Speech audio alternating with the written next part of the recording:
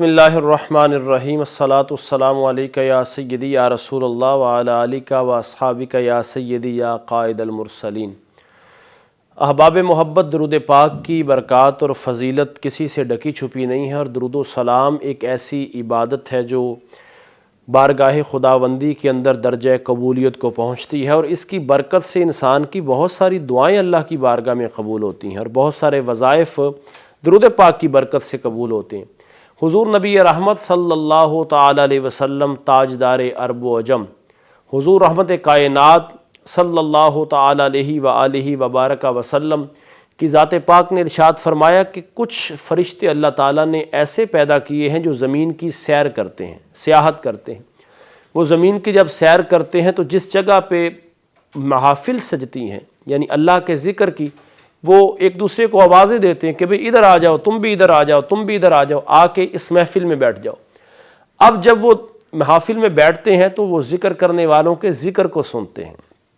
پتہ چلا کہ جہاں بھی اللہ کا اور اس کے محبوب کا ذکر کیا جاتا ہے وہاں ملائکہ جمع ہو جاتے ہیں۔ افراد کی قلت اور کثرت محفل کی قبولیت پہ دلالت نہیں کرتی ہے، بلکہ جہاں بھی اللہ اور اس کے محبوب کا ذکر کیا جاتا ہے ملائکہ وہاں جمع ہو جاتے ہیں۔ اب جب بندے اللہ کی بارگاہ میں دعا کرتے ہیں، محفل کے ختم ہونے پر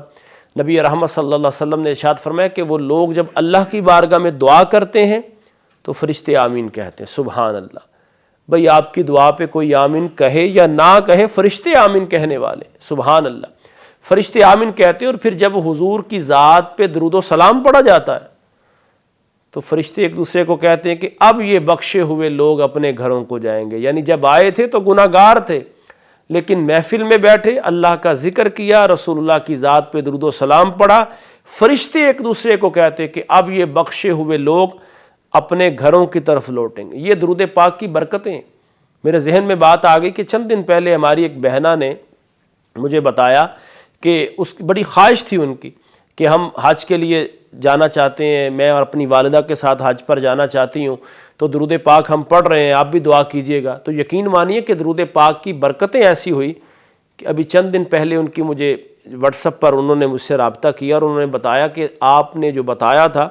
درود پاک ہم نے حضور کی ذات پہ پڑھا ہے، الحمدللہ ہماری حج کی درخواست جو ہے وہ نکل آئی۔ کسی اور ملک سے ان کا تعلق تھا، لیکن ہماری حج کی درخواست جو ہے وہ نکل آئی۔ یہ درود پاک کی برکت ہے، اور درود پاک ہمیشہ نیک مقصد کے لیے پڑھنا چاہیے، نیک تمناؤں کو پورا کرنے کے لیے پڑھنا چاہیے۔ اس مقصد کے لیے بندہ نہ پڑھے کہ میرا جو ہے وہ پرائز بانڈ لگ جائے یا میرا فلاں نمبر لگ جائے تو میں درود پاک پڑھوں گا۔ درود پاک جب کسی نیک مقصد کے لیے پڑھا جائے گا تو یقیناً بر یقین درود پاک کی برکت سے، کچھ لوگ ایسے بھی ہیں رابطہ کرتے کہ ہم نے تو اتنی مرتبہ درود پاک پڑھا لیکن فلاں کام نہیں ہوا۔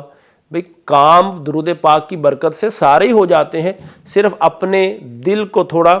درست کرنے کی دیر ہوتی ہے کہ ہم اپنا جو پڑھ رہے ہیں درود پاک وہ رسول اللہ کی بارگاہ میں حاضری پیش کر رہے ہیں، اور جو ہم درود پاک جس مقصد کے لیے پڑھ رہے ہیں وہ مقصد نیک ہونا چاہیے۔ یقیناً بر یقین وہ درود پاک کی برکت سے اللہ تعالیٰ کی ذات جو ہے وہ کرم فرماتی ہے اور فضل فرماتی ہے، اور رب کے